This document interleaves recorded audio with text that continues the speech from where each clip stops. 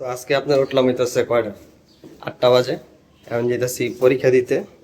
কালকে মোটামুটি তাড়াতাড়ি ঘুমাইছি, কিন্তু হইতেছে যে ঠান্ডার ওষুধ আছিল ওটা খাইছি।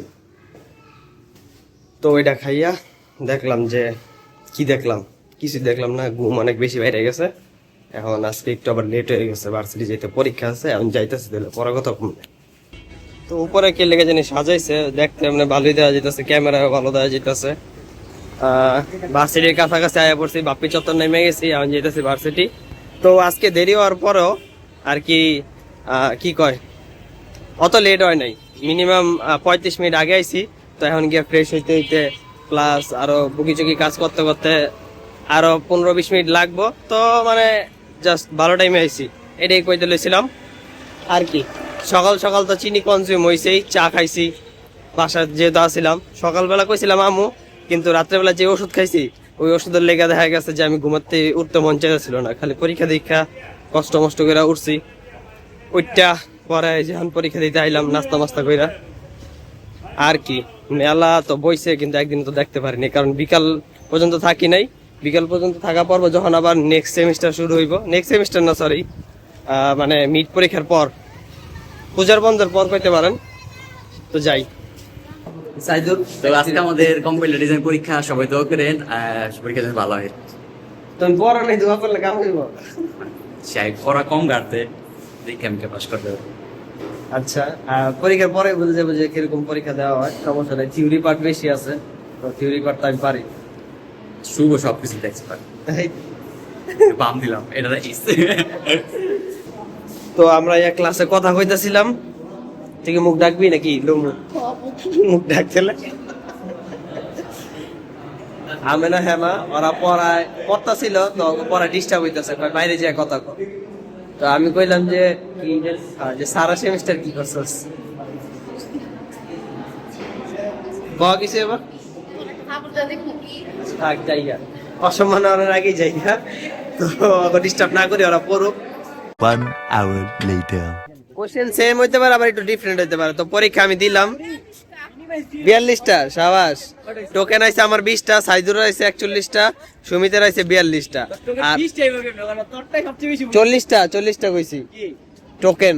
তাহলে আমার ওই জাম তোর দুইটা ডাবল কোটেশন আছে আমি লইছি, ওই যে এর লগে কি এর লগে যে তোর প্রিন্ট এফ এর ভিতরে যে ডাবল কোটেশন দুইটা আছে। ডাবল কোটেশন তো মিললেই একটা, ওটা একটা স্ট্রিং। ডাবল কোটেশন নামে আলাদা আলাদা দুটো ধরছি, মানে ওই যে সামনে একটা পরে একটা। তুমি ধরা খাইছো, ওই দুইটা মিললে একটা স্ট্রিং। এটা তুই আমারে কইছিলি ক্লাসে, এটা আমি ভুল করছিলাম, মনে আছে? তুই কইছিলি যে স্যারে কইছে ডাবল কোটেশন মিললে একটা স্ট্রিং। তো টোকেন লে অনেক ঝামেলা চলতেছে। আর জায়গা যেটা একটা কনফিডেন্স আছিলাম যে ডিএফ এর মধ্যে শালার এমন জিদ উঠছে, আমি প্রথমে ওটা শুরু করছি, পরে দেখলাম যে শালা মিলাইতে আমার মাথা নষ্ট হয়ে গেছে, কিন্তু আমি মিলাইতে পারি নাই। আর অরান্দা কি করতেছে বকি চকি। এই বেটা, তুই না এক্সপেরিয়েন্স করবি পরীক্ষার পরে, এবার দাঁড়া এদিকে রই দিতেছে, এবার কইতে আয়। পরীক্ষা ভালো হয়েছে, ঠিক আছে, কিন্তু আসলে আমার একটা টোকেন বেশি হয়েছে, আমি 1 মার্ক বেশি পাওনা আছি স্যারের থেকে। আশা করি স্যার আমার মার্ক বাড়াই দিব, এটাই। আর রোদ্রের লেগে লাস্টের রূপে ম্যামে খুব কড়া গার্ড দিছে, আর খাতা নিছে গাওয়া দেখা দিয়ে করতেছিল অনেক। তাহলে আমি কালকে মানে এক স্যারে আমার ডাকছিল, ডাইকা কয় ব্লক করো, আমি কই হ্যাঁ, কয় যাক চালায় যাও, মানে আর কি। স্যার এই যে ইংলিশে আমি আর কি স্যার চিনতে পারি নাই,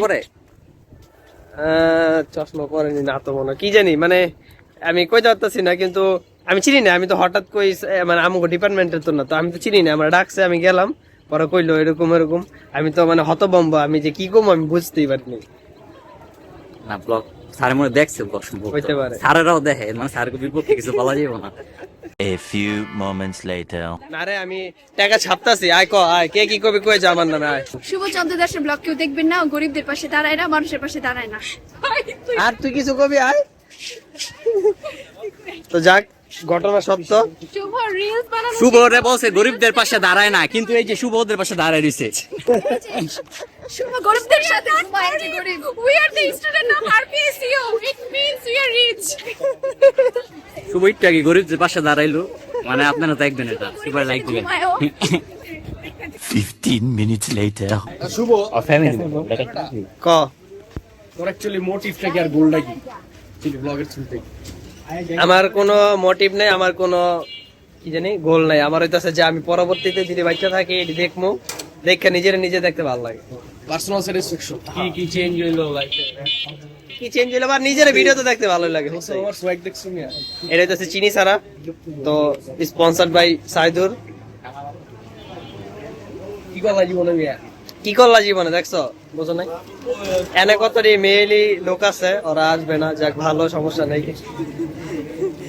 গালাগালি করতেছে মানে ব্লগে তো এই লেগে ইয়েও করতেছে না, যাক ধন্যবাদ। মাঝে মাঝে ওরা গালাগালি করলে ভিডিও শুট করে দিব, পরে ওরা বন্ধ হয়ে যাবো। এই জিনিসটা কি গেছিলাম হইতাছে আরঙে, তো আরঙে দেখলাম যে এখন নাকি নতুন সিস্টেম করছে, ব্যাগ নিজেরটা নিজে কিনা নিতে হইব। মানে আপনি একটা প্রোডাক্ট কিনলেন, আগে তো ব্যাগ ফ্রি দিত বা শপিং দিত, এখন ওইটা নিজের টাকাটা কিনতে হইব। আপনি যদি 100 টাকা দামের একটা জিনিস কিনেন বা 150 টাকা দামের জিনিস কিনেন, আপনার ব্যাগের প্রাইস ডিফারেন্ট প্রাইজের আছে, মানে কি কম, তো আপনার একটা ব্যাগ নিয়ে যাবেন এটাই, তাহলে আর আপনার এক্সট্রা কোনো ব্যাগ কিনতে হইব না। আর যদি আপনাদের টাকা বেশি থাকে তাহলে ভাই কিনেন, আপনি একটা জায়গায় 10টা ব্যাগ কিনেন, আমার কি টাকা আপনার। A few inches later. আমি আমার ফেস রে ব্র্যান্ড বানাই দিচ্ছি আসলে তুই ব্র্যান্ড এখানে বে আবার, ঠিক আছে।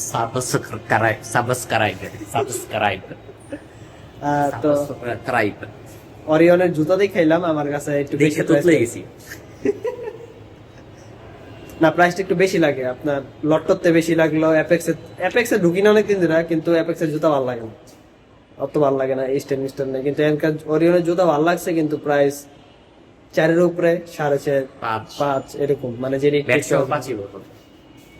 আলাদা ব্যাট এটার মধ্যে নাই। ওয়াও, তাহলে আর কি কইতাম। আমি যতটুকু জানি এতদিন যা জুতা কিনছি, জুতার প্রাইসটা ডিসাইড তো ওই ব্যাট ইনক্লুডেড, এখন বলে আলগা ব্যাট। তখন পড়ছি ওইটা কি জানি কয়, আমি যাবো। 2 hours later.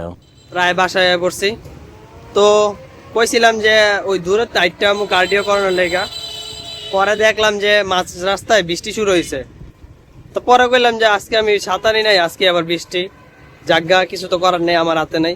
তো কইলাম যে অন্য রাস্তাতে যাবো, মানে যেটা কম হাঁটা রইব। পরে দেখলাম যে মাঝ রাস্তার পরে দেয়া ওই রাস্তার আগে বৃষ্টি নাই গা, মানে মাঝামাঝি রাস্তায় বৃষ্টি আছিল। পরে কি পরে হইতাছে দেখলাম যে দুপুর টাইম হয়ে গেছে, তো খিদা লেগে গেছে। এখন আমি দূরের টাইটটা আমু, এনার্জিও পাইতাছি না, খিদাও লাগছে, তো কই থাক, যেটা ডিসাইড করছে পরে ওইটাই থাকুক, যেটা শর্ট রাস্তা ওইটা দিয়ে একটা জামুগা। আর হইতাছে 3 দিন ধরে জিমে যাই না, আজকে যেম নিয়োগ জিমে যাইতে হইব। আল্লাহ বেশি মারি বা কম মারি ওটা আলাদা হিসাব, কিন্তু আজকে জিমে যাইতে হইব যেম নিয়োগ। এখন রাস্তা আবারও পার হবো, রাইখা দিই। Many hours later. তো ফাইনালি জিমে যাইতাছি, কিন্তু ওরকম মানে এনার্জি নাই গা, কারণ ঠান্ডাতে উঠছি মাত্র, প্লাস ওষুধ তো চলতেছে। রাত্রে যে ওষুধটা আছে ওইটা খাইলে ঘুমে ধরে, তো ঘুমে ধরলে দেখা যায় যে মানে আর কি বডি উইক থাকে।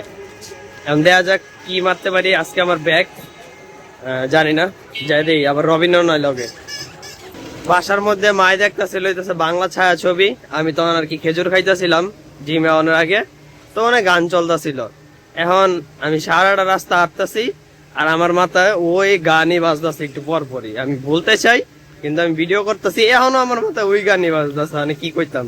এরকম আপনারা হয়তো নোটিস করছেন যে কোনো একটা গান বা কোনো কিছু যদি বারবার আপনার মাথার ব্রেনের ভিতরে পাস করে, তাহলে দেখবেন আপনি যাইতেছেন ওই জিনিসটাই ভাবতে ভাবতে যাইতেছেন। আবার আমি ভিডিও করতেছি, মানুষ চায় দেখে যে আমি আসলে করতেছি এটা কি, আর কি করবো, কিছু করার নাই।